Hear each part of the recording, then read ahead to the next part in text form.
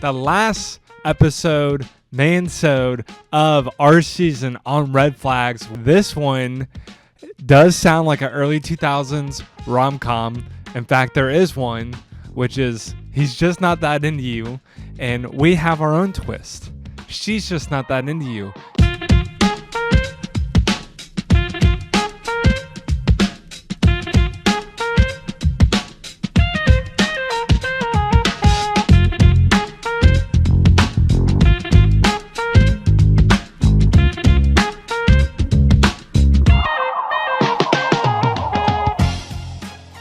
What's up, fam? This is JJ with a Friday mini Man-sode, the last episode Man-sode of our season on red flags, which has been super fun. Now, I understand this one does sound like an early 2000s rom-com. In fact, there is one, which is he's just not that into you, and we have our own twist. She's just not that into you. This is built for a guy who is in a situation, and I would probably say this story is as old as time, where women could actually choose their person in that capacity and was not arranged. Even for the arranged ones, it's still kind of like the case. She's just not that into you, bro. And hey, I'm here for you because guess what? I'm into you, but like in a platonic way, a brotherly way. I'm into you and I'm here for you and I want to support you because I think, if I had to guess, every man, especially every single man, has found themselves in a situation where they are into a girl, and guess what? They might not know he exists. They might be a friend with you but not into you, or you've really shot your shot and they're definitely not into you like you found out. So for all those situations, hey, I've been there. I understand, okay? The reality and the foundation of this episode is this: men are built to pursue. And when you're built to pursue, guess what? Just like if you're in sales, like you're going to get some soft no's, you're going to get some hard no's, and then you're going to get some like unwritten no's, okay? So we have to kind of discern and see and feel out, is this worth following up on? Is this worth acting on? It's very difficult, okay? It's very hard to be a guy sometimes. But that being said, we're going to get all up into it today. Before we do, real quick, if you are a man coming to Nashville for the conference, one, I'm proud of you. I think as men, it's hard for us to make some of these decisions sometimes. So I just want to say I'm super pumped. We had a great time with the Mogs last year. Go ahead and DM me. I'm not fishing for you to DM me. Thank you. I appreciate it. I'm not fishing for follows. Hit me up. You don't even have to follow me. Just hit me up on Instagram or Facebook, JJ Tomlin. I will get you plugged in to the Mog House. I think we're getting ready to launch our second Mog House because the first one's already filling up. Hit me up and I got you, bro.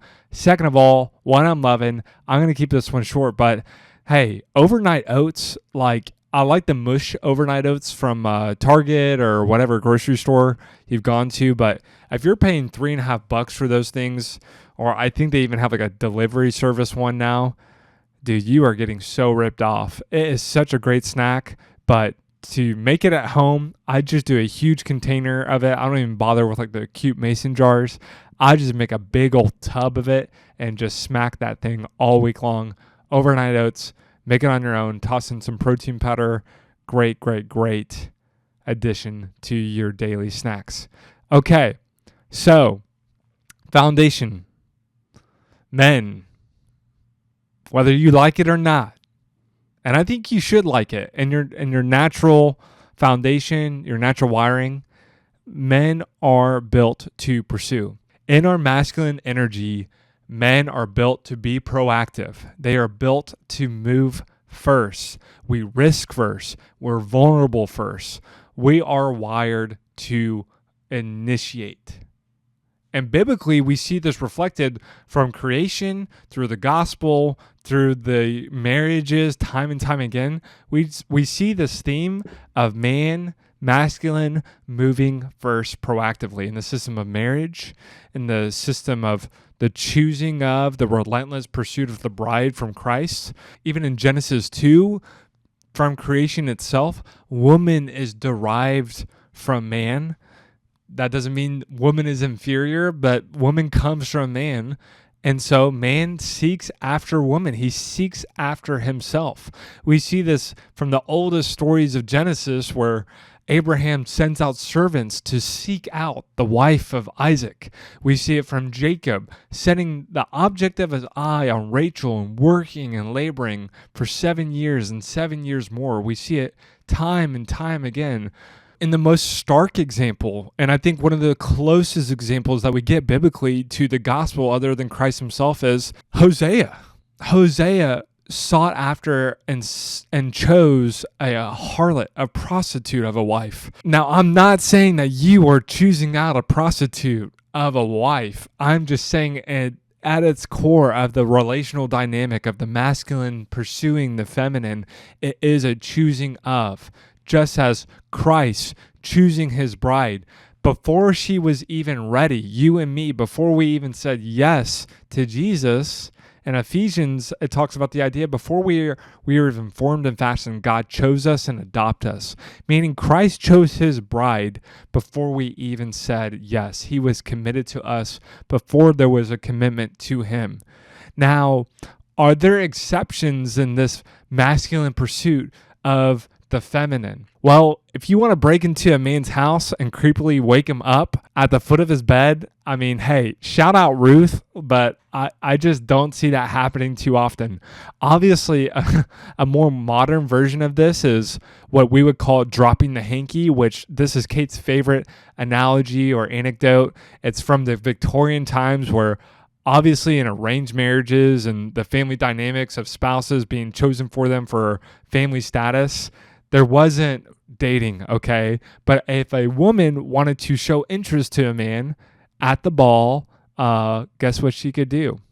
She could mischievously or cheekily drop her hanky while making eye contact to signal to that guy, hey, I'm kind of digging you. I'm not digging George a lot over here. And if you want to come over and pick up this hanky and talk to me, that would be really, really good.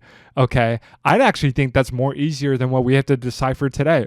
Now, that's okay. I still don't think the woman, the feminine, is pursuing the man in this, kind of narrative that we're building here.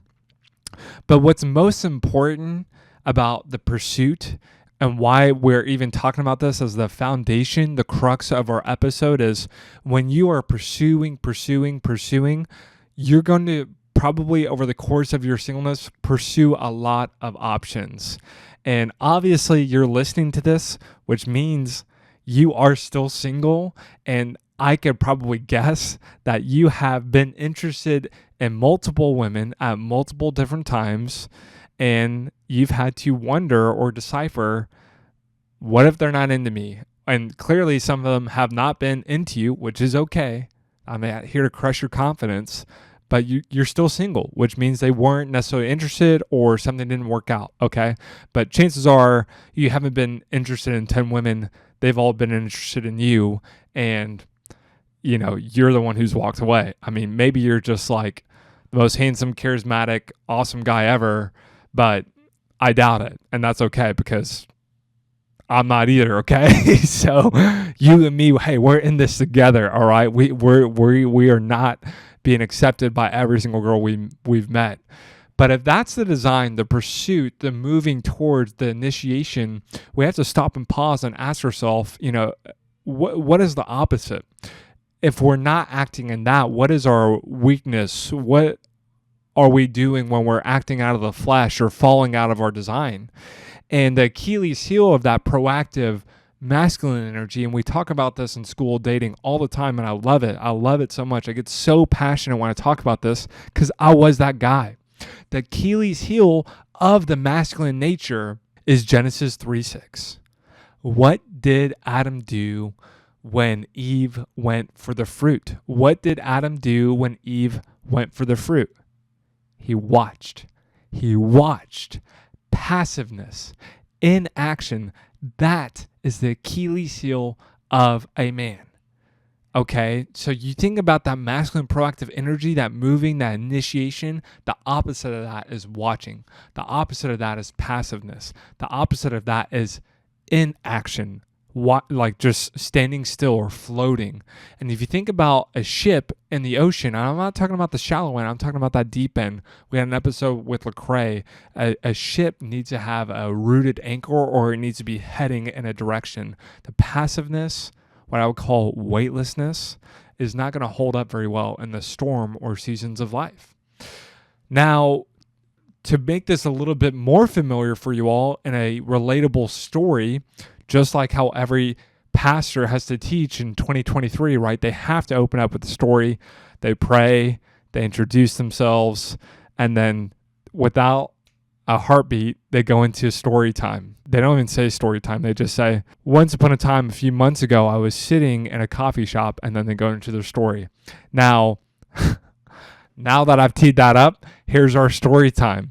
If there's one countless story I've heard time and time again in Christian dating universe, and we've heard a lot, it's probably this.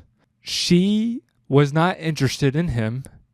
He was pretty interested. And then what happened? He waited. He waited. He waited. He waited. He waited for 6 months. He waited for a year. He waited for a year and a half. He waited for 2 years. She was not into him. She was not attracted to him. She thought he was boring. She thought he was a nice guy. She thought he was okay, but she was not interested. And all of a sudden, after time slipped away and passed some more, she began to notice. She began to notice, well, maybe he was a little bit more handsome than I thought. Okay, maybe he's actually a little bit smarter and more intelligent than I originally noticed. Maybe he has a lot more vision and direction in his life than I gave him credit for. And all of a sudden, you see this love story unfold where he asked her out, maybe for the third time, maybe for the second time, maybe for the sixth time, right? He moved, he initiated again, or maybe for the first time. But the point is, he waited, and then he moved. And what did she do? She responded. And you find themselves building on that friendship that they've built for a year, 2, 3 years. She's into him finally. He's always been into her, kind of. And all of a sudden, their love story unfolds over months and months. They get engaged and married. And then she sits there at your small group, the married couple who sets you out, and she's telling you as a single, well, I wasn't really into Jason when I met him. You never know. It might be one of these guys around you, and so forth and so forth. And so I'm talking to you, Jason. I'm not talking to the girls in this episode. I'm talking to the guy here who is probably and has been waiting. Okay? So if you're waiting and you're kind of pursuing, this looks so different. Maybe you matched on Hinge last week. Maybe you've been friends with her for 3 years in your small group. Maybe she was a friend from your community group years ago, and you just started DMing her randomly on Instagram because she posted something funny, and all of a sudden you're chit-chatting again, and you found yourself FaceTiming again. This can look so many different ways. I can't even begin to tackle them in this episode. But what I would probably start with, and the most common one, is this. She's just not that into you and your friends. She's just not that into you and your friends. And she's not showing interest. She's not sending friends your way to see if you're interested. You guys are just two people coexisting in the same community group, serving the same ministries. You're seeing each other at kids' church. You're seeing each other at a friend's birthday party. Like, you're just friends.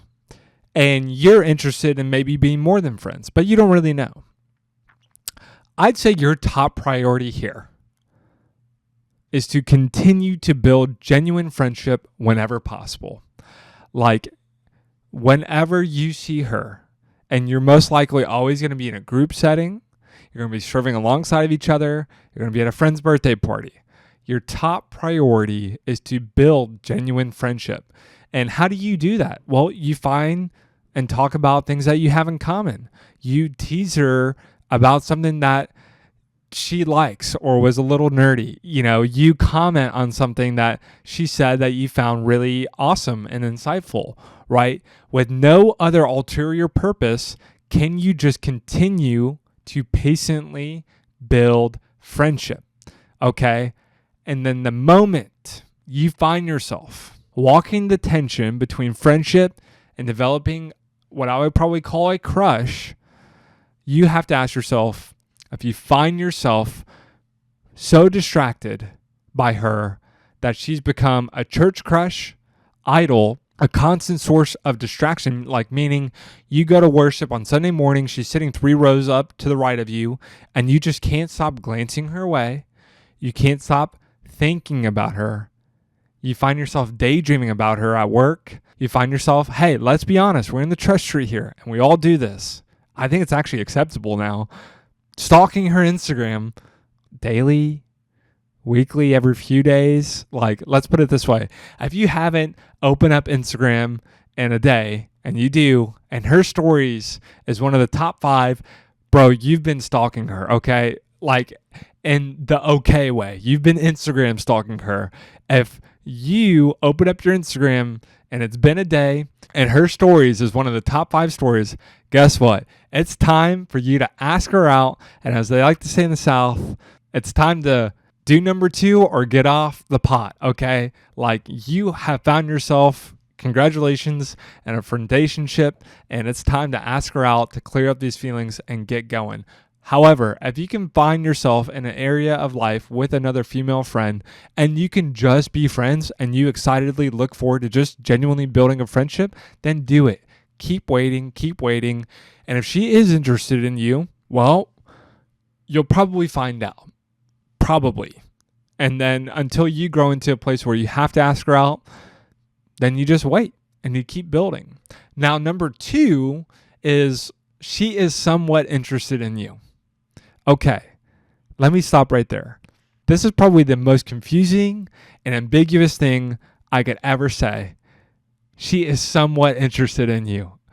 Trying to figure out if a female's 1.2 seconds of eye contact was flirty eye contact or platonic eye contact might be the most impossible task in the history of mankind. Okay, there's no doing it.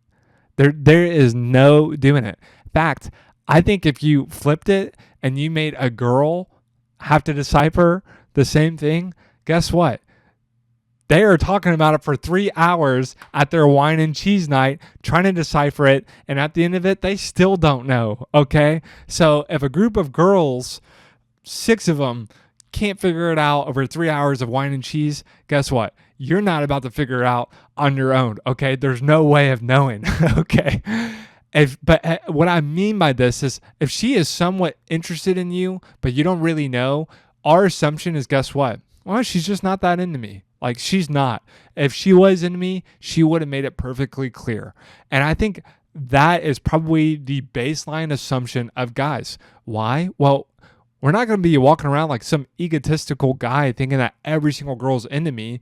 And more importantly, like, I'm not going to try to misinterpret your nice comment, your laugh at me, like, as you being attracted to me. I'll be honest. It's a little bit of an ego move to think that every time a girl smiles and laughs at me or says something nice that she's into me, okay? So that's just where, as men, I think we actually like to steer clear. And I'm not about to misinterpret that, ask you out, see if you're interested, get rejected, and now you think I'm some kind of, fill in the blank. As guys, you and I, we're not going to do that. We're just going to assume that you're not interested, even though you might somewhat be, until we know or until we ask and we clear the air. Which, pro tip, I would just say as a guy, if you find yourselves in those situations, like, we call that at Heart of Dating a friendationship. And a friendationship is simply this: one or both parties have feelings for more than a friend for each other. You're each other's church crush, okay? Either you're crushing on them and they're not feeling it back, or both parties are having a crush on each other. That, congratulations, is a friendationship. And let's be honest, we've all had them, okay? That's okay. However, pro tip, you find yourself in a friendationship, it is on the guy to clarify. Yes, that literally means you know this girl's interested in you. Pro tip, it's on you as a guy to just say, hey, I really enjoy being around you. I just want to clarify in case it was unclear. I really view you as a sister in Christ. Yes, you are going to sister in Christ, friend zone her, baby. It's time we take our power back. So she's somewhat interested in you. And for me, I think the top priority there is if she is, she isn't, like we don't know and we think she could be. Top priority is what? Figure it out. Okay. Figure it out. Ask the ass, send a little birdie their way. Yes, it's okay. Like it's in 6th grade and you're sending your friend to talk to her friend to drop interest and get a little hint. And then they're going to pass it back the grapevine to you, whether or not she's interested. I totally think that's an okay move. Like if you don't want to put yourself out there in case you might get rejected, I understand. I'd rather you just ask directly. But if you don't think you're there or don't want to just make it kind of awkward and you don't think you can do that, ask your friend to talk to her friend and she talks to her and her friend talks to her friend who talks to your friend who talks to you, and we'll find out. Okay. So number 2, she's somewhat interested, kinda, or she's kind of into you or she's not. Let's find out. Okay. And number 3, probably the hardest one and the one I really want to drill in on is this. She's supposed to be interested in you. And she kind of seems like she's just not that into you. She's supposed to be interested in you and she's not. Meaning you've gone out on dates. You matched on Hinge 3 weeks ago. You've been messaging for 2 weeks. You went on 1 or 2 dates.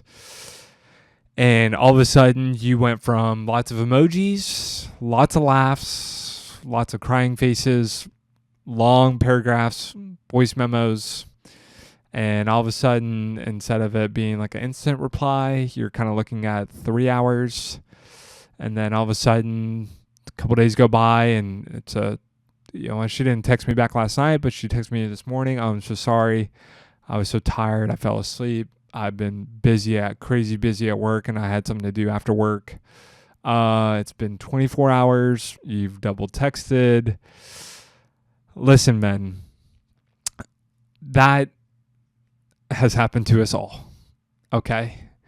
And if she's supposed to be interested in you and you have made it to this kind of like talking phase of you've gone on dates, there's like supposed to be interest, and she's not, I would just say, look, man, you've been fishing. And they said, go to the spot. They'll be biting. I'll be there. You've been loading up that bait. You've been asking them out on dates. You've been sending them memes. You've been doing all the things. And it's just not there. They're just not biting. Like there's a time and place where it's time to pack the tackle box. It's time to find a new fishing hole because they're just not biting. And that could be for a million different reasons. But the most important thing is that you have to know when it's time to move on and they're just not interested. Let me put it this way. Some of you are in sales, okay? You went through a demo, you walked them through the product, and it's been a day. They said they'll follow up with their people. You followed up. Hey, maybe you got a response and it's lackluster. Maybe you haven't even got a response. Guess what? They've given you your answer and it's a soft no. And that's okay. It has nothing to do with you. It has probably everything to do with them in that sense. And I think because we are human, we have to figure out a way to make this make sense. They didn't want to go out with me for a reason.